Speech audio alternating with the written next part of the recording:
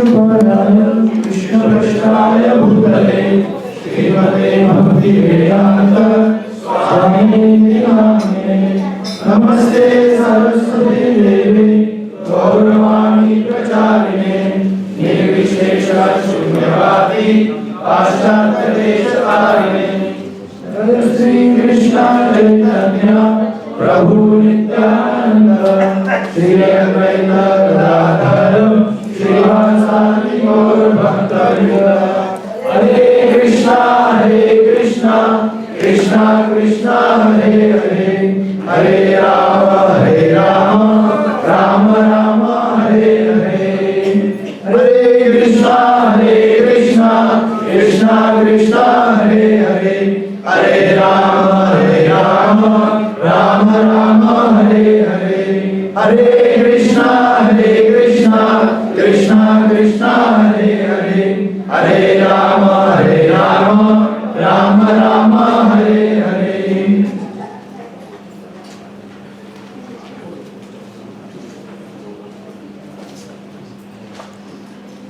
हरे कृष्णा। गुरु शिष्य परंपरा निकालिए। क्या ऊपर का बटन प्रॉब्लम है? बीच में चले, बीच में ये चालू करो। गुरु शिष्य परंपरा निकालिए। ऐसी भक्ति वेदांत स्वामी प्रभुपाद भक्ति सिद्धांत सरस्वती गौर किशोर भक्ति विनोद बलदेव जगन्नाथ विश्वनाथ नरोत्तम कृष्णदास रघुनाथ जी रूप स्वरूप सनातन श्री चैतन्य महाप्रभु ईश्वरपुरी नित्यानंद वैदिक माधवेंद्रपुरी लक्ष्मीपति व्यासपीठ ब्रह्मण्यपीठ पुरुषोत्तम जयधर्म राजेंद्र विद्यानिधि दयानिधि ज्ञान सिंधु जय तीर्थ अशोक माधव नरहरि पद्मनाभ मध्वर व्यास नारद ब्रह्मा श्री कृष्ण।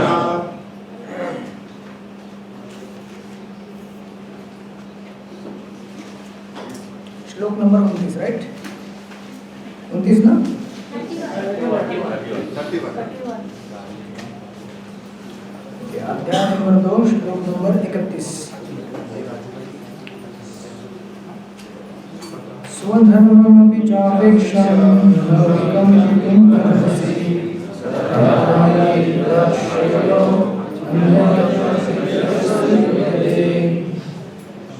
अनुवाद। क्षत्रिय होने के नाते अपने विशिष्ट धर्म का विचार करते हुए तुम्हें जानना चाहिए कि धर्म के लिए युद्ध करने से बढ़कर तुम्हारे लिए अन्य कोई कार्य नहीं है, अतः तुम्हें संकोच करने की कोई आवश्यकता नहीं है। अभी ये ब्रेकअप यहाँ पे मराठी में लिखा हुआ है, मैं उसको हिंदी में अनुवाद करके बता रहा हूँ, आप लिख लीजिए ठीक है। आइडियली ये ब्रेकअप आप कहाँ पे लिखिए, आपका जो पुस्तक रहेगा ना चैप्टर जहाँ पे बिगिन होता है सेकंड चैप्टर, उसके बाजू में कहीं तो एक कोरा पन्ना रहेगा, बहुत समय रहता है, आप इस पुस्तक में भी रहेगा। देखिए गीता का सार जहाँ से स्टार्ट होता है, देखिए बाजू में जगह है, इधर ऊपर नीचे बाजू में, वहाँ पे शॉर्ट में लिख सकते हैं, या आपको वहाँ नहीं लिखना तो आपके नोटबुक पे लिखिए ठीक है। थोड़ा समय के अभाव की कमी की वजह से मुझे ट्रांसलेट करने को नहीं मिला समय, इसलिए ऑन द स्पॉट ट्रांसलेट करा रहा हूँ। तो एक तो मैंने आपको बताया था कि श्लोक नंबर 1 से 10 क्या है, अर्जुन की शंका है, और फिर आगे किस तरह से भगवान को शरण जाता है राइट, 1 से 7 बराबर ना, 1 से 10 नंबर श्लोक। और उसके बाद 11 से 30 हमने क्या देखा, शरीर और आत्मा का वियोजन देखा, तो उसको हम ऐसा लिख सकते हैं, ज्ञान ऐसा लिखिए वहां पे, ज्ञान योग स्लैश करके सांख्य योग, आत्मा व शरीर इनका संबंध समझकर युद्ध कर, एज इट इज लिखिए, आपको दिखने का तो मैं बड़ा कर देता हूँ।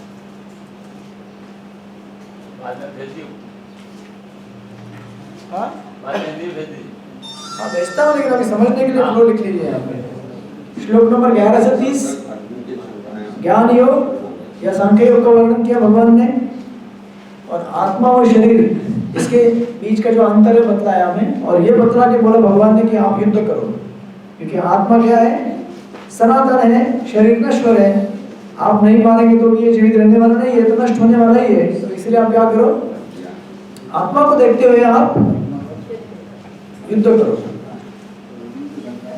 और फिर नीचे हमने वो सब विवेचन कर चुके हैं, जो मैंने अभी आपको प्रश्न दिया था कि आत्मा के लक्षण बताइए।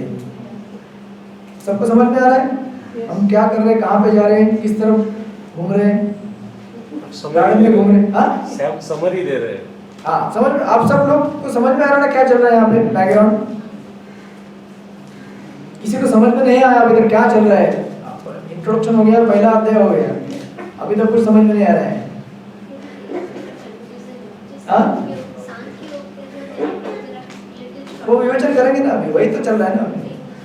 सांख्य कर्म ये सब अभी आएगा।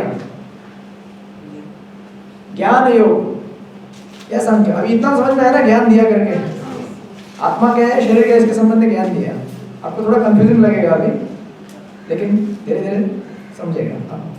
पहले के जो लेक्चर रिकॉर्डिंग रहेंगे ना, सुनते देना उनको सुनने के लिए। अभी देखिए, अभी यहाँ से गीता का एक टर्म चालू हो जाता है, एक बड़ा shift, major shift. Actually second chapter जो है उसे समरी कहा जाता है, पूर्ण गीता का सार कहा जाता है, इसलिए अध्याय का नाम क्या दिया है, भक्तिविनोद ठाकुर से गीता का सार कह के कहते हैं। इंग्लिश में भी लिखा हुआ है contents of the Gita summarized. इसलिए इस अध्याय में आपको अगर ध्यान लगा के आप समझेंगे, पढ़ेंगे, तो आपको सारा गीता समझ में आएगा इधर ही। और ध्यान नहीं लगाएंगे तो फिर गीता पूरा, क्योंकि इसी चैप्टर से सब आगे पूरा एक्सपांड हो जाएगा। वो ये बीज है, इस बीज से पूरा गीता बाहर निकलेगा, बड़ा पेड़। तो बीज को संभाल के रखिए, उसको बड़ा करना है बाद में, 18 अध्याय तक लेके जाना है। तो अभी श्लोक नंबर 31 से 38 तक क्या बताया जाएगा, कर्मकांड। ठीक है, कर्मकांड एरो मार के लिख सकते हैं, भौतिक ऐश्वर्य प्राप्त करने के लिए, और ये प्राप्त करने के लिए युद्ध कर। अब युद्ध कर आप बोलेंगे क्या है, वो समझाता हूं मैं आपको, इसीलिए पढ़ाई कर। बेसिकली वही है। ओके, हाँ, अभी इतना ही तक, आगे का ब्रेकअप बाद में स्टेप बाय स्टेप एक सीढ़ी चढ़ते हैं हम लोग। अभी देखिए, आपने आप जान लिया 11 से 30 कि आत्मा क्या है और शरीर क्या है। आत्मा के लिए जो कार्य किया जाता है वो महत्वपूर्ण कार्य है, शरीर के लिए जो कार्य किया जाता है वो कार्य क्या है। तो ठीक है, फिर आज से काम धंधा बंद कर दीजिए। चलेगा ऐसा? नौकरी पानी सब छोड़ दीजिए, आत्मा को खुश करेंगे।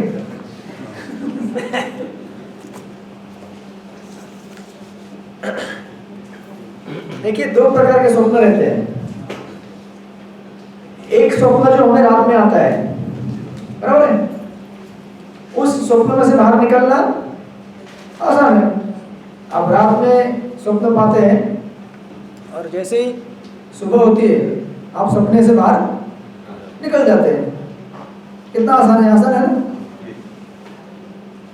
या कोई आपका सपना तोड़ देता है, उठो उठो, ऑफिस जाने का टाइम हो गया, स्कूल जाने का टाइम हुआ, ऐसा करके हमारा सपना तोड़ दिया जाता है। और ये जो शरीर हम लिए हैं ये भी एक स्वप्न की तरह ही है। हम इस शरीर के साथ अपने आप को आइडेंटिफाई करते हैं कि ये शरीर मैं हूँ, आत्मा को भूल के। ये भी क्या है, एक सपना ही है ना। सिर्फ फर्क, ये दो सपनों में फर्क इतना है कि जो रात में जो आने वाला सपना है वो तुरंत आप निकल सकता है सुबह उठते ही, लेकिन ये जो सपना है ये निकलने के लिए टाइम लगेगा, क्योंकि ये बहुत जबरदस्त नींद में हम लोग अभी, गहरी नींद में है। तो जितना गहरा नींद रहेगा उतना उससे उठाना कठिन रहता है। तो अभी हमारा जबरदस्त आसक्ति है शरीर के साथ पूरा एकदम। तो इसकी वजह से ये दोनों को सपना ही कहा जाता है। भागवत में कितनी बार कहा गया है कि ये सपना है, ये जीवन भी सपना क्यों है, क्योंकि जैसे ही जिस तरह से रात का सपना टूटने पर उस सपने में जो आपने देखा उसका कोई महत्व नहीं रहता है। आपने रात में क्या देखा, मैं राजा था, बड़ा राजा था, मेरे पास नौकर थे, बड़ा अभी उन टाइम में घोड़ा गाड़ी था। आज बोलेंगे मेरे पास मर्सिडीज था, मेरे पास अलग अलग नाना प्रकार की गाड़ियों के प्रकार है आजकल।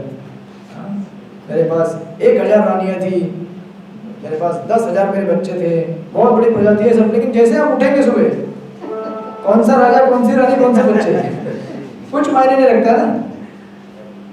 वैसे ही ये जो सपना है हमारा इस जीवन का, अभी हम जो जी रहे हैं सपना ही है एक्चुअली एक तरह से। क्यों? क्योंकि जैसे मृत्यु आ जाएगी क्या होगा? ये जब मृत्यु आती है तो आपने जितना भी जीवन में बनाया, ये जिसके लिए झगड़ा किया, सपने में झगड़ा करते हम, किसी से झगड़ रहे हैं, अरे नहीं नहीं ये प्रॉपर्टी मेरा है, वो बोलेगा वो प्रॉपर्टी मेरा है, सपने में लड़ाई झगड़ा चालू है जोरदार। ऐसे सपना शुरू किया, कौन सा प्रॉपर्टी, कौन सी लड़ाई, कौन सा झगड़ा, कौन सा कोर्ट, कुछ नहीं दिखता है। वैसे ही ये जीवन का जब समाप्ति आता है तो आपसे सब कुछ छीन लिया जाएगा, कुछ नहीं बचेगा वहां पे। तो फिर इसका भी कुछ मतलब है नहीं एक तरह से देखा जाए तो। लेकिन अभी प्रॉब्लम क्या है, हम लोग अभी क्या है, इस सपने में बहुत व्यस्त हैं और तुरंत झटके से ऐसा निकालना मतलब आपको झटका लगेगा जोर से। इसीलिए धीरे धीरे धीरे धीरे सपने से बाहर निकलना है। इसीलिए जब तक हम गाड़ी में बैठे हुए हैं तब तक तो गाड़ी का ख्याल रखना पड़ेगा ना। जब तक गाड़ी में बैठे हुए हैं, जब तक गाड़ी हमको डेस्टिनेशन तक लेके जाएगा, समझो आपको कल्याण से आ रहे हैं, कोई आता है आप कल्याण से क्लास के लिए? नहीं आता है। विरार से आते हैं, कितने लोग आते हैं विरार से? काफी आते हैं। अंधेरे से कोई आता है? दादर से कोई आता है? कोई चौपट से नहीं आता। तो हमको अलग अलग जगह से जब गाड़ी पकड़ना होता है तो एटलीस्ट हमें ये टिकट रहता ना, मेरे पास टिकट है अभी यहाँ पे। ये टिकट तब तक जेब में रखना पड़ता है जब तक हम लोग गाड़ी में बैठे हुए। जैसे ये गाड़ी में बैठा हूँ, लेकिन मैं बोला अभी तो क्या हो गया ना, अभी गाड़ी में आ गया, मैं टिकट फेंक दो, चलेगा क्या? नहीं चलेगा। ये गाड़ी में बैठने का पासपोर्ट है। प्लेटफॉर्म तक भी ये लगता है, यानी कि हम भले सिद्ध हो जाए, मतलब हम हालांकि प्योर डिवोटी भी बन जाए, भगवान के शुद्ध भक्त भी बन जाए, लेकिन तब तक जब तक इस दुनिया में, इस दुनिया के रीति रिवाजों को हमें बनाए रखना पड़ता है। क्यों? एक तो बात है कि ये शरीर जो है ये अपने नियमों से चलता है। ऐसा नहीं कि आपने जपा चालू कर दिया तो आप ब्रश नहीं करेंगे तो आपको मुंह में गंध नहीं आएगा। ऐसा है क्या? मैं तो जपा करता हूँ तो मैं नहीं नहाऊंगा तो भी मेरे शरीर से सुगंध आएगा, ऐसा होगा क्या? नहीं होगा। तो इसीलिए हमको ये नियम पालन करने पड़ते हैं। इसलिए जब तक ये शरीर है तब तक हमें क्या करना पड़ेगा? इसका ख्याल रखना पड़ेगा। और साथ ही में हमें क्या करना पड़ेगा? आध्यात्मिक कार्य करना पड़ेगा, जिससे हम इस सपने से धीरे धीरे बाहर निकले। हरे कृष्णा कृष्णा कृष्णा हरे हरे, हरे राम राम राम हरे हरे। इसलिए हम लोग निरंतर जप करते हैं, साथ में अपना कार्य भी करते हैं, ताकि सपने से हम क्या कर सकें? धीरे धीरे बाहर निकल सकते हैं। सपने से निकलने के लिए कीर्तन भी लगाए जा रहे हैं। प्रश्न हम आखिर में लेने का प्रयास करेंगे, ठीक है? अगर आपका प्रश्न का आंसर नहीं हुआ लेक्चर एंड होने तक, बहुत सारे क्वेश्चन के आंसर लेक्चर होने तक आंसर हो जाते हैं, नहीं हुए तो मैं एड्रेस करूंगा बाद में, चलेगा? क्योंकि क्या फिर अपना सिलेबस आगे नहीं बढ़ेगा। ये देखते हैं कैसे थोड़ा आगे बढ़ने दीजिए गाड़ी। ओके, तो अभी इसमें प्रभुपाद क्या बोल रहे हैं, सॉरी श्लोक में क्या बोल रहे हैं कि अभी देखिए, ये तो मैंने सपने के बारे में बताया। अभी ये जो कनेक्टिंग लिंक है, अभी आपने ये जान लिया कि मैं तो आत्मा हूँ, मैं शरीर नहीं हूँ, लेकिन फिर भी मैं शरीर के अंदर बैठा हूँ, तो मुझे अपना ख्याल रखना पड़ेगा। इसीलिए हम जो चीज़ें हैं, जो बेसिक आहार निद्रा भय मैथुन, बेसिक नेसेसिटीज है लाइफ की, इसको फुलफिल करना पड़ता है। अदरवाइज बॉडी पागल हो जाएगा, खाने को नहीं देंगे, पीने को नहीं देंगे उसको, करेक्ट? तो उसका जो बेसिक नेसेसिटी है वो फुलफिल करना है, लेकिन साथ में ये नहीं भूलना है कि पशु से ऊपर है, करेक्ट? अभी देखिए, आपने जैसे समझा कि मैं आत्मा हूँ, कौन से 11 से 30 के सेक्शन में, उसके बाद अभी अगर मैं आत्मा हूँ तो आत्मा के लिए कौन से विकल्प उपलब्ध है? कौन से विकल्प उपलब्ध रहेंगे आत्मा के लिए? अगर मैं आत्मा हूँ, मैं शरीर नहीं हूँ, तो मैं जो शरीर में इसमें जो मुझे आनंद मिल रहा है जो भोग मुझे मिल रहा है इससे भी ज्यादा मैं प्राप्त कर सकता हूँ। मेरा पोटेंशियल इतना ही नहीं है, इससे भी आगे मेरा जो क्षमता है आनंद प्राप्त करने का। तो इसीलिए सबसे पहला स्टेप भगवान देते हैं कर्म कांड का, यानी कि अर्जुन अगर तुम आत्मा हो तो इसका मतलब आत्मा ट्रेवल करता है, चर्चगेट से विरार जाता है, विरार से चर्चगेट आता है, या हो सकता है वहां से और वापिस चला जाए, सूरत चला जाए, कहीं भी घूम सकता है वो। अभी समझो आप एक पर्टिकुलर जगह में रुके हुए हैं जहाँ पे रहने के लिए अच्छी सुविधाएं नहीं है, तो आप कौन सी जगह पे जाएंगे? जहाँ पे अच्छी सुविधाएं उपलब्ध है, सही है कि नहीं? उसी तरह से आत्मा के लिए ये जो करंट सिचुएशन हम यहाँ पे रहे हुए हैं पृथ्वी में, वहाँ पे और अगर हम दूसरी तुलना करें स्वर्ग लोक पे, ज्यादा आनंद कहाँ पे मिलेगा आपको? यानी कि भौतिक भोग के हिसाब से, आध्यात्म के हिसाब से नहीं स्वर्ग में मिलेगा ना, क्योंकि स्वर्ग में ऐसा प्रॉब्लम नहीं रहेगा, पानी का प्रॉब्लम, बिजली बिल का प्रॉब्लम। हालांकि वहाँ भी प्रॉब्लम रहता है अलग तरह का, क्योंकि भौतिक जगत के अंदर ही आता है वो, इसीलिए इस दुनिया में कोई ऐसी जगह नहीं जहाँ पे प्रॉब्लम नहीं होगा। लेकिन तुलना अगर करेंगे तो यहाँ से ज्यादा वहाँ पे क्या है, लाइफस्टाइल अच्छा है। यहाँ पे अगर हम बोलेंगे 3 स्टार तो वहाँ पे 5 स्टार है, राइट? तो इसीलिए भगवान बोल रहे हैं कि देखो, पहला अगर तुमको जानना है कि अगर आत्मा हो तुम, तो आत्मा के लिए बढ़िया इससे क्या होगा, तुम क्या करो, स्वर्ग में जाओ बेटा। स्वर्ग में जाओगे तो तुमको यहाँ से ज्यादा सुख मिलेगा वहां पे, क्योंकि तुम तो ऐसा बोल रहे हो ना कि अरे मेरे को सुख नहीं मिलेगा, मुझे आनंद नहीं मिलेगा अगर इनको मारूंगा तो। लेकिन देखो कैसे आनंद मिलेगा तुमको। तो भगवान एक्चुअली क्या किए, 11 से 30 में अर्जुन का जो एक अर्जुन ने क्या युक्तिवाद किया था कि नहीं नहीं इनको नहीं मार सकता, मुझे दया आ रही है इनके ऊपर। तो भगवान ने क्या बोला, दया अगर करनी तो किसके ऊपर करनी चाहिए? आत्मा के ऊपर। शरीर पे दया करके क्या फायदा है?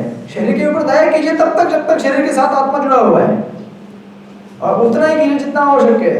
लेकिन असली दया किसके ऊपर करनी चाहिए? आत्मा के ऊपर, क्योंकि आत्मा सनातन है, शरीर सनातन नहीं है। कपड़े कितने भी बदले आप, या कपड़े को कितना भी कलर मारिए, फिर भी कपड़े तो कपड़ा ही है ना। कपड़े को अच्छा सेंट मारने से हमारा दिल खुश होगा, ऐसा कुछ जरूरी है क्या?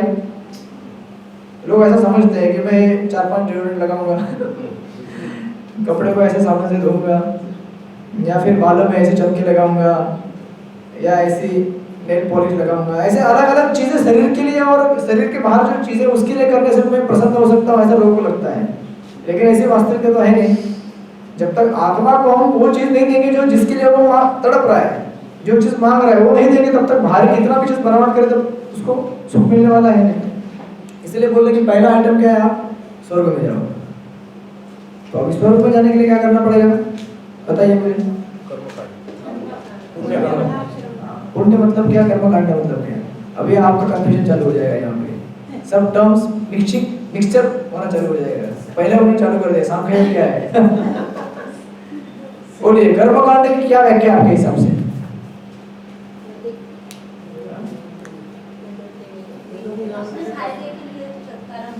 हाँ, अपने फायदे के लिए। मेरा फायदा है ना तभी मैं क्लास में आऊंगा, मेरा फायदा नहीं है। जो भाई किधर गया हमारे सुपरवाइजर साहब आए नहीं आज? सुपरवाइजर को आप लोगों ने घड़ी पार तो नहीं कर दिया ना सबने मिलके यूनियन बना के बोले इसको उठा के बाहर रख दो, छुट्टी पे है, कोई बात नहीं, उनको संदेशा देंगे बाद में। तो ऐसा नहीं कि गुजराती लोग ही बिजनेसमैन रहते हैं, बाकी सब बिजनेसमैन रहते हैं, मतलब हम सब बिजनेसमैन ही हैं। जैसे कि देखिए, अगर कोई व्यापारी रहेगा, अगर उसको हम लोग किसी को बर्थडे गिफ्ट देंगे, ठीक है ना, बिजनेसमैन है, आप में से कोई है तो बिजनेसमैन? सब बिजनेसमैन ही है क्या? अच्छा, तो ये आपको एग्जांपल जल्दी समझ में आएगा। समझो किसी बिजनेसमैन को अगर हम कोई गिफ्ट देंगे बर्थडे के दिन में, तो सबसे पहले चीज क्या करेगा? क्या हमारा क्या दिया, लेकिन और क्या देखेगा वो? कितने का है? अब बिजनेसमैन है वो क्या करेगा, अरे भाई कितने रुपए का दिया इसने, क्योंकि वो मेंटालिटी किसका है? पैसा लोगों का, बिजनेसमैन है ना वो, तोल मोल करना, भाव निकालना। तो उसी तरह से जब हम ये सब अध्यात्म समझते हैं, मैं आत्मा हूँ, तो सबसे पहले हमें जानना चाहिए कि अरे आत्मा हूँ, तो फिर आत्मा का सबसे ज्यादा पोटेंशियल क्या है? आत्मा का पोटेंशियल क्या है? मतलब पोटेंशियल यानी कि उसका क्षमता क्या है? ये तुच्छ सुख से और ज्यादा सुख प्राप्त कर सकता है वो, और यही नहीं उससे भी और ज्यादा सुख प्राप्त कर सकता है। एक तो हो गया पृथ्वी के लेवल का, सेकंड हो गया स्वर्ग के लेवल का। इसके आगे वाला सेक्शन जो स्टार्ट होगा 31 से 38, इससे आगे 39 to 53, तो भगवान बोलेंगे, मतलब एक स्टेप में आपको बता के रख रहा हूँ बोलेंगे अरे स्वर्ग, केवल स्वर्ग, अरे स्वर्ग में भी प्रॉब्लम है, वो बताएंगे आगे जाके। पहले कुछ बोलेंगे नहीं, भगवान बोलेंगे ठीक है कर्मकांड करो, स्वर्ग में जाओ, मजा करो। बोलेंगे लेकिन अर्जुन स्वर्ग में भी प्रॉब्लम होता है।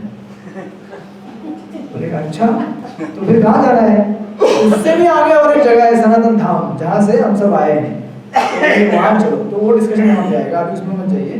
तो आत्मा का पोटेंशियल इतना हायर लेवल तक है। तो फर्स्ट एप्लीकेशन क्या हो गया?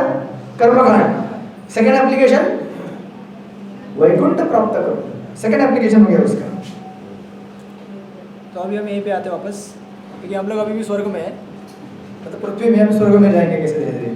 तो अभी इस श्लोक में बोल रहे हैं कि क्षत्रिय होने के नाते अपने विशिष्ट धर्म का विचार करते हुए तुम्हें जानना चाहिए कि धर्म के लिए युद्ध करने से बढ़कर तुम्हारे लिए अन्य कोई कार्य नहीं है। क्यों कार्य नहीं है? जैसे आपने बताया कर्मकांड क्या होता है? अपने फायदे के लिए करना, करेक्ट। मेरा इसमें क्या फायदा है? जब मुझे मालूम पड़ेगा कि युद्ध भूमि में युद्ध करते करते अगर मेरा प्राण चला गया तो मुझे क्या होगा? स्वर्ग की प्राप्ति होगी। ये सब शास्त्रों में विधान दिया हुआ है। प्रभुपाद इसमें उदाहरण देते हैं, हाँ इसी में उदाहरण देते हैं, देखिए। और एकदम शुरू में लिख रहे हैं कि सामाजिक व्यवस्था के 4 वर्ण में द्वितीय वर्ण उत्तम शासन के लिए है। द्वितीय वर्ण कौन सा है? 4 वर्ण कौन से हैं? ब्राह्मण, क्षत्रिय, शूद्र, वैश्य, ठीक है। अभी हमें से कोई भी ब्राह्मण नहीं है, कोई भी क्षत्रिय नहीं है, कोई भी वैश्य नहीं है, और ना ही शूद्र है, हम उससे नीचे है। शूद्र के भी क्वालिटीज होते हैं। शूद्र का एक क्वालिफिकेशन है कि वो अपने मास्टर के प्रति बहुत फेथफुल रहता है, अपने मास्टर को, स्वामी को भी छोड़ता नहीं हो, और जो बोले वो सेवा करता है, चुपचाप सेवा करता है। उसका गुण है, हमारे अंदर है क्या वो गुण? हम तो शूद्र भी नहीं है, हम क्या है? मलेच्छ भी नहीं है। मलेच्छ की एक कैटेगरी थी, हम तो 10th 11th 14th 15th class है। लेकिन हम क्या कर रहे हैं? रिवाइव करने की कोशिश कर रहे हैं अपने। तो हम इसमें ना घुसते हुए सीधा भक्ति को रिवाइव करने की कोशिश कर रहे हैं, जो सब चीजों को काट डालेगा, फेंक देगा सारे उपाधियों को, और अपने को आत्मा के अस्तित्व में स्थापित करेगा। तो यहाँ पे लिख रहे हैं कि क्षत्रिय का अर्थ क्या होता है? देखिए, शत का अर्थ है, एक सेकंड,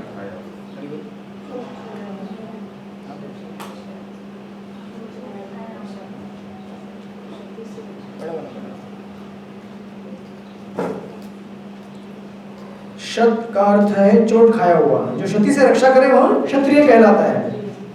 त्रायते यानी कि रक्षा प्रदान करना। क्षत्रिय को वन में आकेट करने का प्रशिक्षण दिया जाता है। क्षत्रिय जंगल में, अभी देखिए, इसलिए मैंने कई बार कहा है कि प्रभुपाद के तात्पर्य कभी भी कहीं पे आप यूज करेंगे तो आपको, मतलब हमारे लिए कोई प्रॉब्लम नहीं, हम समझ सकते हैं, लेकिन बाहर के लोग समझ नहीं पाएंगे कभी।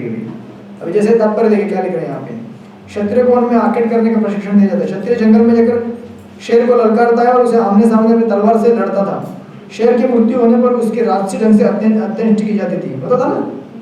अंग्रेज के जमाने में कुछ वीडियो है अभी भी। आज भी जयपुर रियासत के क्षत्रिय राजा इस प्रथा का पालन करते हैं। कोई बोलेगा अरे केस करो इनके ऊपर, बोलेगा ना, वाइल्ड लाइफ को डेंजर फैला रहे हैं। इसीलिए प्रभुपाद के तात्पर्य आप स्टडी करते हैं तो कोई भी एक स्टेटमेंट उठा के काम नहीं करने का, उसके आगे क्या बोला गया है, पीछे क्या बोला गया है, ऊपर नीचे सब देखना चाहिए। अब यहाँ पे कॉन्टेक्स्ट क्या है कि क्षत्रिय, अभी कोई क्षत्रिय है क्या? अगर आप बोलेंगे कि मुझे अभी शिकार करने का अधिकार है, तो पहले क्षत्रिय होने का अधिकार बताइए, आपके पास है क्या? नहीं तो कोई भी स्टेटमेंट उठाएगा, कुछ भी बोलेगा, कुछ भी करेगा। तो ये स्टेटमेंट पर्टिकुलरली उन टाइम के लिए एप्लीकेबल है जब राजा लोग रहते थे। वैसे अभी मुझे नहीं लगता कोई राजा है कोई राजा क्षत्रिय टाइप? राजा है लेकिन केवल नाम के लिए। और आजकल लोग तलवार से लड़ाई करेंगे क्या? अगर समझो शेर से लड़ाई भी कर रही है जंगल में जाके, किससे करेंगे? तो लड़ाई कैसे हो गई फिर? तो खाली मारा मारी हो गया, मारने के लिए हो गया। खैर एक चीज हमें बताइए, प्रभुपाद कहते हैं कि क्षत्रियों को विशेष रूप से ललकारने तथा मारने की शिक्षा दी जाती है, क्योंकि कभी कभी धार्मिक हिंसा अनिवार्य है। इसीलिए क्षत्रियों को सीधे संन्यास आश्रम ग्रहण करने का विधान नहीं है। राजनीति में अहिंसा कूटनीतिक चाल हो सकती है, किंतु यह कभी भी कारण या सिद्धांत नहीं रही। और फिर नीचे ये उल्लेख दिया हुआ है संहिताओं में से, इसका अनुवाद ऐसे है कि जैसे यज्ञ होता है, यज्ञ कुंड होता है, यज्ञ कुंड में पशु की बलि दी जाती है, तो उस यज्ञ कुंड में दी जाने वाली पशु बलि को ऐसा नहीं कहा जाता कि अरे इसको मार डाला पशु को, क्या कहा जाता है उसे? तो उसका फायदा क्या होता है? उसको नया शरीर प्राप्त होता है। प्रॉपर लिखते हैं यहाँ पे, उसे तुरंत मनुष्य शरीर प्राप्त होता है। हालांकि उत्क्रांति के हिसाब से जब इवोल्यूशन होता है तो एक स्पीशीज से दूसरे स्पीशीज, डार्विन के जैसा ही है, लेकिन उसके वैसा नहीं है। जो हमने स्कूल में पढ़ा है डार्विन थ्योरी ऑफ इवोल्यूशन, उसने क्या कहा कि एक बॉडी चेंज करके दूसरा बॉडी में चला जाता है, लेकिन क्या जाता है उसने ये नहीं बताया। उसका भी थ्योरी है ना कि पहले छोटा था फिर बड़ा, हमारा भी वही थ्योरी है। पहले जीव छोटा रहता है, वनस्पति में आता है, पहले बैक्टीरिया रहता है, वनस्पति में आता है, फिर जीव में, प्राणियों में आता है, फिर इंसान में आता है। सेम इवोल्यूशन है। शायद उसने भी यहीं से उठाया होगा गीता में से लेकिन वो भूल गया कि वो क्या ट्रांसफर होता है उसमें से, आत्म तत्व ट्रांसफर होता है। हालांकि ऑफ कोर्स उसने जो थियरी दिया लाइफ कैसे ओरिजिन हुआ वो भी गलत है, केमिकल से हुआ उसने बोला है। और हमारा जो सिद्धांत है गीता जो बताते हैं हम कहाँ से आए हुए हैं? भगवान के नाम से। और इसका सीधा प्रमाण क्या है कि आपके शरीर में कितने भी केमिकल हो, लेकिन अगर आप एक बार शरीर मृत हो जाएंगे तो आपको जीवित नहीं कर सकते। ये उसका सीधा प्रमाण है जो हमने लास्ट टाइम देखा था। तो युद्ध भूमि में मरने वाले क्षत्रिय और यज्ञ कुंड में दी जाने वाले पशु, ये दोनों को क्या मिलता है? एक तो अच्छा मनुष्य शरीर मिलता है यज्ञ बलि जो चढ़ते हो, और बाकी जो क्षत्रिय जो मरते हैं उनको क्या मिलता है? स्वर्ग मिलता है। ये विधि विधान है शास्त्र का। अब देखिए आगे 90 पेज में सेकंड पैराग्राफ प्रॉपर लिखते हैं। 90 पेज में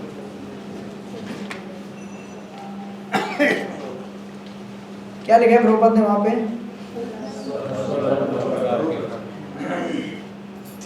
3 चीजें हैं। एक होता है अपराधर्म, दूसरा होता है पराधर्म, तीसरा होता है अधर्म। स्वधर्म के 2 प्रकार है, परा और अपरा। एक शरीर के लिए किया जाने वाला धर्म, दूसरा आत्मा के लिए किया जाने वाला। शरीर के लिए जो किया जाने वाला है वो क्या है? अपरा। और आत्मा के लिए किया जाने वाला परा। सबको समझ में आ रहा है? तो बोले क्या परा अपरा कर रहे सब लोग सबको समझ में आ रहा है क्या चल रहा डिस्कशन? परा अपरा। और जो तीसरा है वो है अधर्म, जो परा भी नहीं है और अपरा भी नहीं है, उसको कहते हैं अधर्म। प्रभुपाद लिखते हैं जब तक मनुष्य मुक्त नहीं हो जाता तब तक मुक्ति प्राप्त करने के लिए धर्म के अनुसार शरीर विशेष के कर्तव्य करने होते हैं, राइट? जब वह मुक्त हो जाता है तो उसका विशेष कर्तव्य या स्वधर्म आध्यात्मिक हो जाता है और अध्यात्म बुद्धि में नहीं रहता। जब तक अध्यात्म बुद्धि है तब तक ब्राह्मण तथा क्षत्रिय के लिए स्वधर्म पालन अनिवार्य है। इसलिए मैंने कहा कि जब तक हमारा शरीर है तब तक हमें क्या करना चाहिए? शरीर का जो धर्म है पालन करना चाहिए। आप ब्राह्मण हैं तो आप लोगों ने किया होगा ना कल,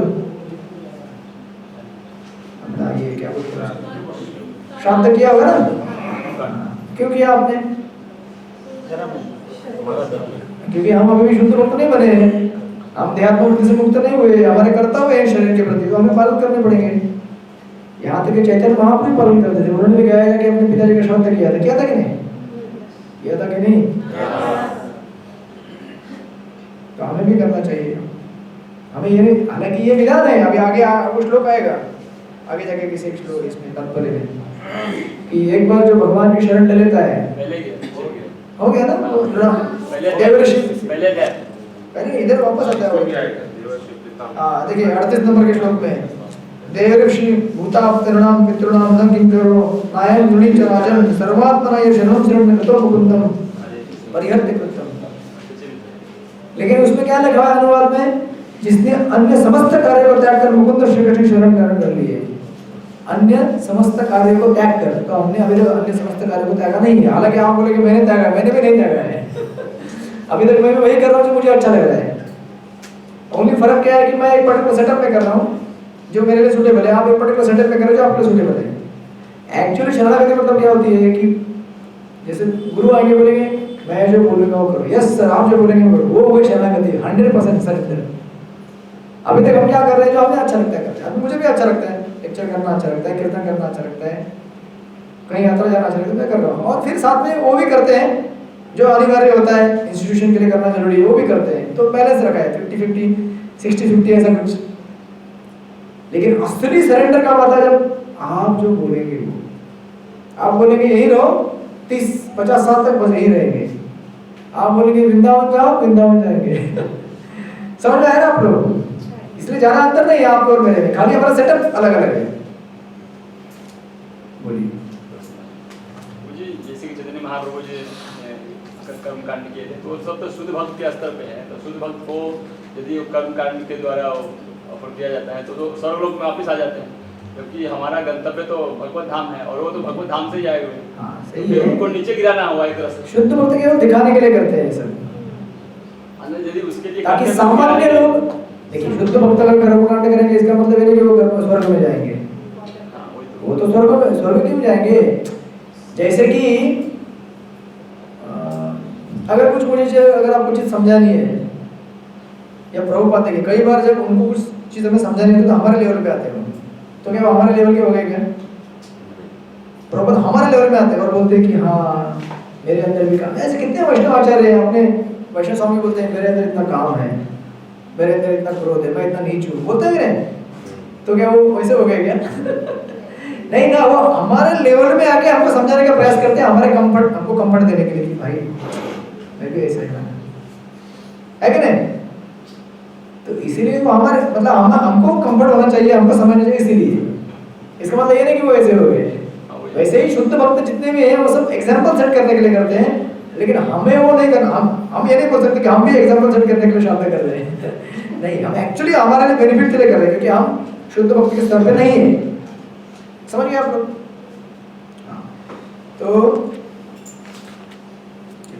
तो स्वधर्म दो प्रकार के होते हैं, पराधर्म और अपराधर्म। ओके, तो परा हरे कृष्णा कृष्णा कृष्णा हरे हरे, हरे राम राम राम हरे हरे। ये हमारा चौथा धर्म है, सबको जगह दे लेना ठीक है ना। तो देखिए परा मतलब आध्यात्मिक, जो हम करते आ रहे हैं, सब लोग कर रहे हैं। पराधर्म जपा करते हैं, 4 नियम पालन करते हैं, शास्त्र पढ़ते हैं, सेवा करते हैं, भगवान की पूजा अर्चना करते हैं, तो ये हो गया पराधर्म। और अपरा क्या है?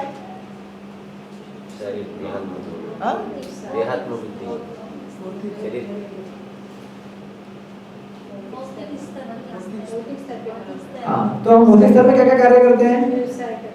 व्यवसाय करते हैं, रात को हम अच्छे सोते हैं, सुबह उठते हैं, नहाते धोते हैं, अच्छा फ्रेश कपड़ा पहनते हैं, अलग अलग कलर का कपड़ा पहनते हैं, है ना। ये भी शरीर का धर्म है ना।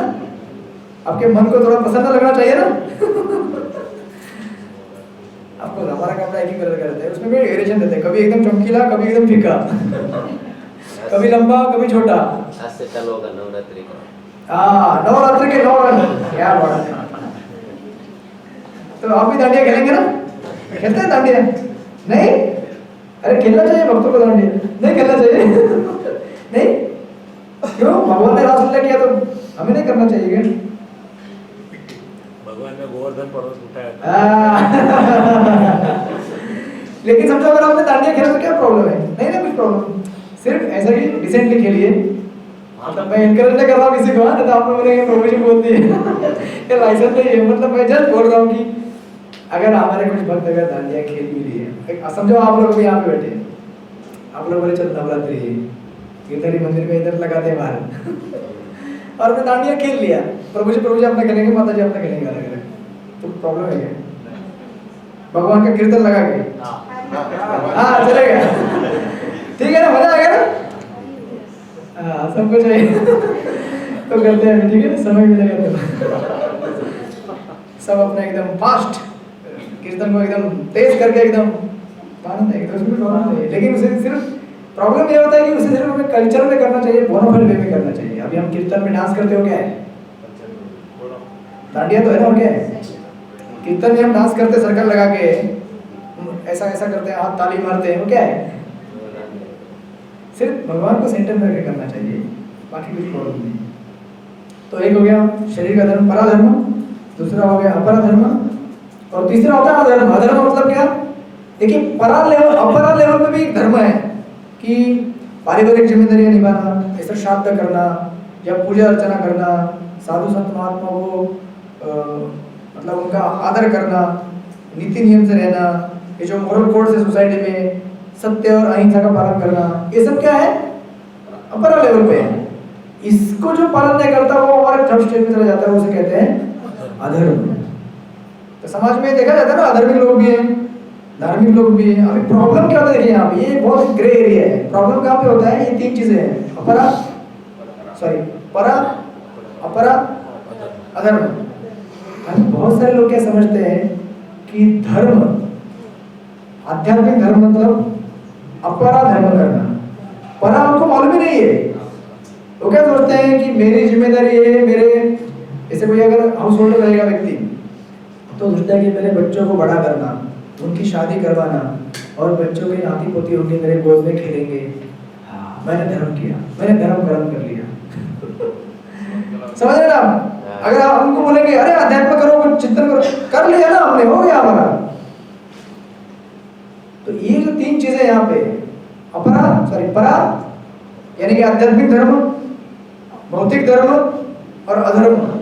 तो लोग केवल इस स्टेज में रहते हैं, भौतिक धर्म और अधर्म। तो अधर्म नहीं कर रहा हूँ, धर्म कर रहा हूँ, हो गया मेरा धर्म। इसलिए बहुत सारे लोग समझ में नहीं आता कि एक्चुअली ये क्या बोल रहे हैं, इसको मतलब क्या बोलते रहते हैं यार, हरे कृष्णा जब नहीं करेगा तो तेरा जीवन बर्बाद है। अरे मैं रोज मंदिर में जाता हूँ, गणेश जी का फूल चढ़ाता हूँ, अगरबत्ती लगाता हूँ, हर सोमवार को उपवास रखता हूँ, अभी नवरात्र आएगा, 9 दिन उपवास रखूंगा, बराबर ना? तो लोगों को लगता है कि यही धर्म है, लेकिन इससे भी पर एक धर्म है, वो है पराधर्म। क्योंकि ये जो धर्म है शरीर के प्रति किया हुआ, ये नो डाउट हमें करना चाहिए। ऐसा नहीं कि हमें अपनी जिम्मेदारी से बाहर निकलना चाहिए। अपने परिवार में लोगों को अच्छा बड़ा करना, सबको अच्छे से सेटल करना, बुजुर्गों का ध्यान रखना, ये हमारी जिम्मेदारी है डेफिनेटली। लेकिन हमें जानना चाहिए कि आत्मा का जो पोटेंशियल है इसके आगे भी है। ये अपरा धर्म करने की वजह से क्या मिलेगा? स्वर्ग मिलेगा आपको, है ना? लेकिन आत्मा का पोटेंशियल क्या है? उसके आगे है वैकुंठ, तो उसके आगे भी सोचना चाहिए। तो लोग एक्चुअली इधर ही अटके रहते हैं, ये दो स्टेज में। तो अब ये बताने के बाद देखिए प्रभुपाद आगे जाते हैं, और इसके लिए ये अपरा धर्म पालन करने के लिए क्या है? वर्णाश्रम। ये 4 जो वर्ण बनाए हैं, 4 जो आश्रम बनाए हैं, ये इसी के लिए बनाए हुए हैं। फिर इसमें जो अच्छी तरह करेगा और धीरे धीरे आध्यात्मिक मार्ग भी पकड़ेगा, वो फिर आगे बढ़ के पराधर्म भी कर सकता है। अभी आगे वाला श्लोक देखिए, 32 नंबर। यदृच्छया जोतवन्नं स्वर्गद्वारं भावुकं सुखिनं क्षत्रियाः पार्थ लभन्ते यदुर्निमिषम्। हे पार्थ, वे क्षत्रिय सुखी है जिन्हें ऐसे युद्ध के अवसर अपने आप प्राप्त होते हैं, जिससे उसके लिए स्वर्गलोक के द्वार खुल जाते हैं। तो भगवान वापस कि तुम क्या करो? तो आगे जो श्लोक में बताया आपने कि कर्मकांड, स्वधर्म का पालन करना जो कर्मकांड। हाँ, स्वधर्म मतलब कर्मकांड। स्वधर्म तो सुनिए स्वधर्म 2 प्रकार के बताया मैंने, एक परा और अपरा। तो अभी हम अपरा के बारे में बात कर रहे हैं, सॉरी, हाँ अपरा के बारे में बात कर रहे हैं। लेकिन स्वधर्म का विधान भगवान के द्वारा होता है, क्या भगवान यही कर्मकांड की?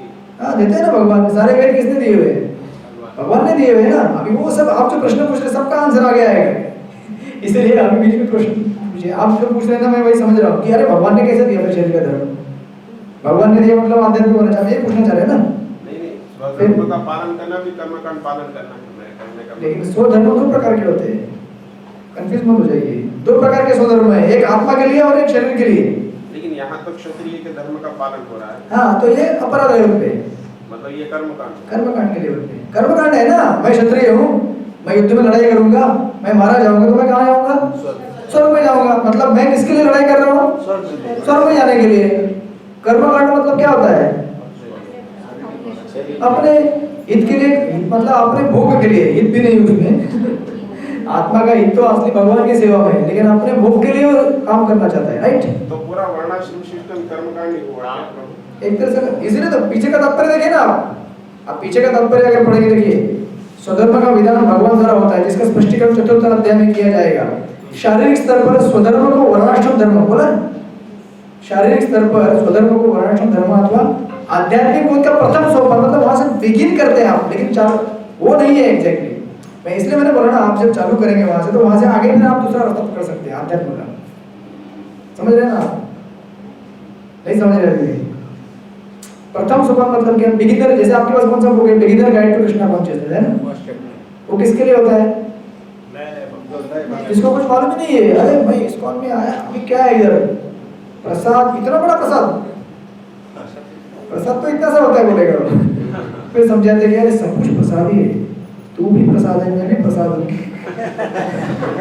बराबर, हम भगवान को भोग लग चुके हैं ना, हमारा दीक्षा हुआ, हम जप कर रहे हैं, या दीक्षा नहीं हुआ फिर जप कर रहे हैं, हम भगवान को अर्पित हो चुके हैं, तो हम भी प्रसाद हो गए, अभी खाना नहीं दूसरे को।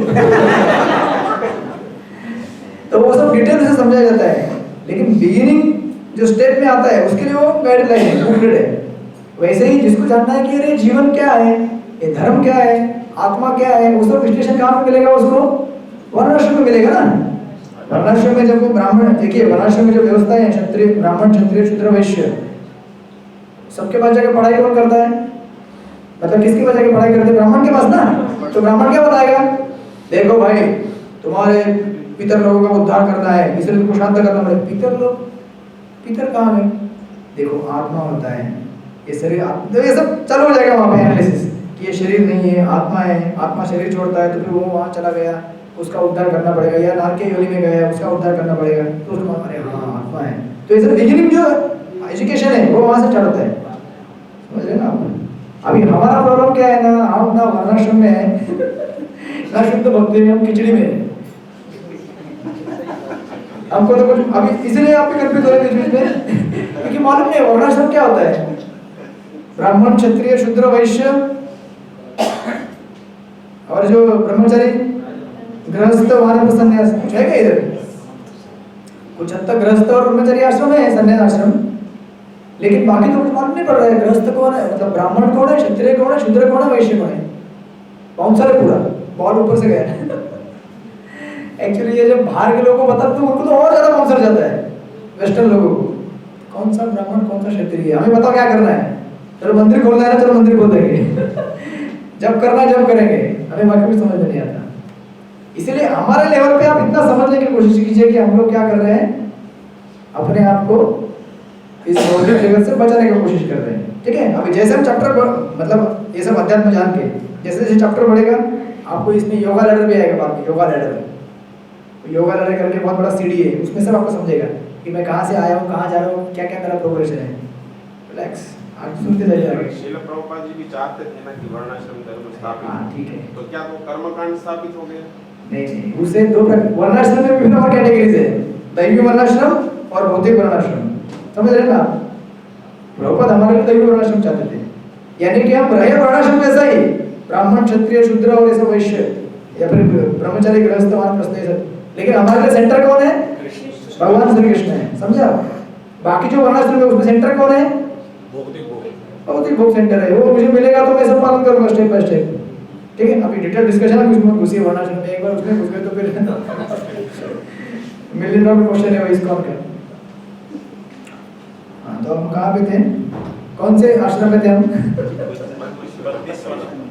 32वां। तो भगवान अर्जुन को क्या बोल रहे हैं कि अरे ऐसे अवसर ऐसे प्राप्त नहीं होते बेटा, स्वर्ग में अगर आपको जाने के लिए इतना अच्छा मौका मिल रहा है, वो भी क्या बोनाफाइड लड़ाई करके, तो क्यों नहीं जाना चाहिए आपको? क्योंकि देखिए इस जगत में आप कितना भी कैसे भी कितना भी परफेक्ट रहे, किसी परिवार का अच्छा पालन भी करें, तो आप में और पशु में ज़्यादा अंतर नहीं रहेगा, क्योंकि पशु भी अच्छा पालन करते हैं, तो उसमें कोई बड़ा चीज़ नहीं है। प्रभुपाद के तात्पर्य मेरे नहीं है। आप बोलेंगे प्रभु जी एकदम जोरदार गोलियां चला रहे हैं। प्रभुपाद ईश्वर कृष्ण लिखते हैं कि अगर हम बोलेंगे कि हम अपराध धर्म अच्छी तरह से पालन कर रहे हैं, या उससे भी नीचे के हम अपना जीवन जी रहे हैं, परफेक्टली जी रहे हैं, हमें धर्म कर्म कर, ठीक है? आज तो लेवल इतना नीचे है कि लोग अपराध धर्म भी नहीं करना चाहते, वो बोलते हैं कि मैं अपना जी रहा हूँ ना अच्छी तरह से, मैं अपना परिवार का ख्याल रख रहा हूँ, बाकी सब रख रहा हूँ, मुझे ये सब पूजा अर्चना ये सब नहीं चाहिए, इवन डेमिगॉड का पूजा भी नहीं चाहिए। अगर मुझे कुछ प्राप्त करना है तो मैं अपने बल पे प्राप्त करूंगा। तो ईश्वर कृष्ण के स्टेटमेंट बोलते हैं कि आप अगर ऐसा बोलते तो आपसे तो अच्छा फिर प्राणी अपने बच्चों का ख्याल रखते हैं रखते कि नहीं? अगर एक खरगोश को बच्चे हो जाएंगे या किसी पंछी को बच्चे हो जाएंगे, कितना अच्छा ख्याल रखते हैं लोग, और उनको कोई प्रॉब्लम नहीं है। ऐसा नहीं कि बच्चा अभी पैदा हो गया तो उसके लिए चलो पहले से पैदा होने के पहले लोन निकल के रख दिया, इसका भी एजुकेशन करवाना है, स्कूल की फीस भरनी है। हमारा सोसाइटी कितना कॉम्प्लिकेटेड है, सोचो जरा। उनका है क्या ऐसा? और उनको तो कुछ टेंशन भी नहीं, कपड़े पहनो नहीं पहनो मतलब बच्चा पैदा हुआ, माँ का दूध पिएगा, बड़ा हो जाएगा और अपना जीवन जी लेगा। अपने बच्चे पैदा हो जाएंगे, बड़े होंगे, उनके लिए एजुकेशन करो, बाद में वो बड़ा होकर क्या करेगा वो अलग है। बच्चे के बच्चे होंगे उसके लिए भी ख्याल रखना पड़ता है अच्छा वो प्राणियों में ऐसा नहीं रहता ना, प्राणियों में ऐसा कोई कंसेप्ट नहीं है, अरे मेरा नाती अरे मेरा पोता, अरे किधर है थर्ड जनरेशन है नहीं फर्स्ट सेकंड। लेकिन हमारे इसमें बाप रे, आदमी को लास्ट तक चिंता रहती है मेरे पोतों का क्या होगा। अरे भाई तेरा क्या होगा अभी अभी आगे बढ़ो, फिर आगे देखो क्या होने वाला है आपके साथ। तो इसीलिए ये ऐसे लेवल है, और एक लेवल पे अर्जुन लाके खड़ा कर दिया, बोले कि अरे भाई स्वर्ग में जाओ, उधर तुम्हें मिलेगा बहुत सारा चीज जो चाहिए। हाँ, तो अभी यहाँ पे क्या करते हैं ना, 32 श्लोक में तात्पर्य प्रॉपर लिख रहे हैं कि ये अभी आप जो सोच रहे थे कि सिचुएशन कैसी है, ये लूज लूज सिचुएशन है ना, अभी ये आपके लिए कैसी हो जाएगी, विन विन हो जाएगी। कैसे देखिए जाएगा, अतः चेत्त्वमिमं धर्म्यं संग्रामं न करिष्यसि तथा स्वधर्मं हित्वा पापं प्रवाससि। हरे कृष्ण। किंतु यदि तुम युद्ध करने के स्वधर्म को संपन्न नहीं करते तो तुम्हें निश्चित रूप से अपने कर्तव्य की उपेक्षा करने का पाप लगेगा और तुम योद्धा के रूप में भी अपना यश खो दोगे। हरे कृष्ण। मतलब अर्जुन का जो आर्गुमेंट था कि मैं अगर लड़ाई नहीं करूंगा तो मुझे पाप लगेगा, उसको भगवान ने क्या कर दिया, वो आपके गणित रहता ना 180 डिग्री का, वो पूरा ऐसा पलटी कर दिया। पता अर्जुन ऐसा सोच रहा था, उसको पूरा ऐसा घुमा दिया, पीछे देख पीछे बोल रहे कि युद्ध तुमको पाप लगेगा, युद्ध न करने से पाप लगेगा बेटा, युद्ध करने से नहीं। कैसे? देखिए भगवान कितने मतलब, इसीलिए शास्त्र से सुनना चाहिए हमें। शास्त्र में इस तरह से वर्णन दिया हुआ है कि वो वर्णन क्योंकि हमारे सारे जो हमारे मिसकंसेप्शन है, हमारे जो गलत फहमी है वो दूर हो जाती है। बताइए अभी मुझे, पाप कैसे लगेगा? युद्ध करने से लगेगा, युद्ध न करने से लगेगा? कैसे? मैं युद्ध नहीं करूंगा, इनको नहीं मारूंगा, मारने से तो पाप लगता है ना।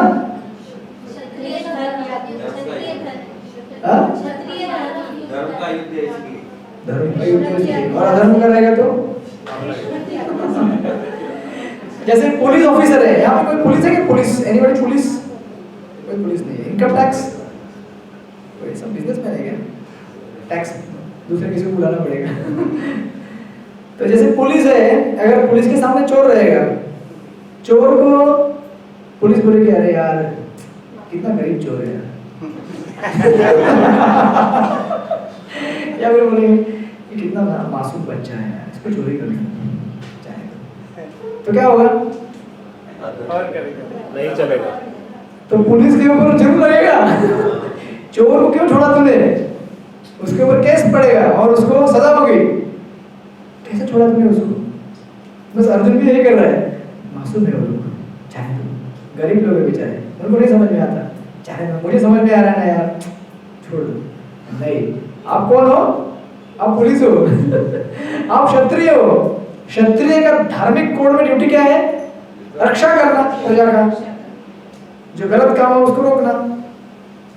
उसमें इमोशनल होकर चलता नहीं है। अभी पुलिस वाला एक आदमी इमोशनल भी हो जा रहा है, नहीं बच्चा है छोटा सा, इमोशनल होकर नहीं चलेगा वहाँ पे। बच्चा है तो आप उसको कैसे ख्याल रखने का वो आप अच्छी तरह समझो। उसका ख्याल चोरी न करवा के रखा जा सकता है, चोरी करवा के नहीं। तो वही यहाँ पे अर्जुन भगवान को बोले कि आप अगर लड़ाई नहीं करोगे, आपका क्षत्रिय धर्म है, तो धर्म नहीं निभाओगे तो पाप लगेगा, क्योंकि ये शास्त्र का विधान है। करेक्ट? तो पूरा चेंज कर दिया उसका, ऐसा पूरा घुमा दिया ऐसा एंगल। इसीलिए देखिए शास्त्र से हम जब सुनते तो हमें समझ में आता है, हम सोचते हैं ऐसा, लेकिन शास्त्र हमें बताता है कि भाई ऐसा नहीं है, पूरा ऐसा पीछे देखो पीछे घुमा के दिखाया, अरे ऐसा है क्या, अरे बाप रे। और यहाँ पे तात्पर्य में लिख रहे हैं। हाँ, और दूसरी चीज देखिए, अगर आप युद्ध नहीं करोगे तो क्या होगा, दो चीजें होंगी, आपका यश चला जाएगा, कीर्ति लिखा ना यहाँ पे, तथा स्वधर्मम कीर्तिम च हित्वा, एक तो कीर्ति चली जाएगी आपकी और आपको पाप लगेगा, करेक्ट। तो प्रभुपाद तात्पर्य में लिख रहे हैं कि अर्जुन विख्यात योद्धा था जिसने शिव आदि अनेक देवताओं से युद्ध करके यश अर्जित किया था। शिकारी के वेश में शिव जी से युद्ध करके उन्हें पशुपात अस्त्र प्राप्त किया, राइट। और द्रोणाचार्य से आशीष प्राप्त कर दिया था, और उन्होंने एक विशेष अस्त्र प्रदान किया था जिससे वह स्वयं द्रोणाचार्य का वध कर सके।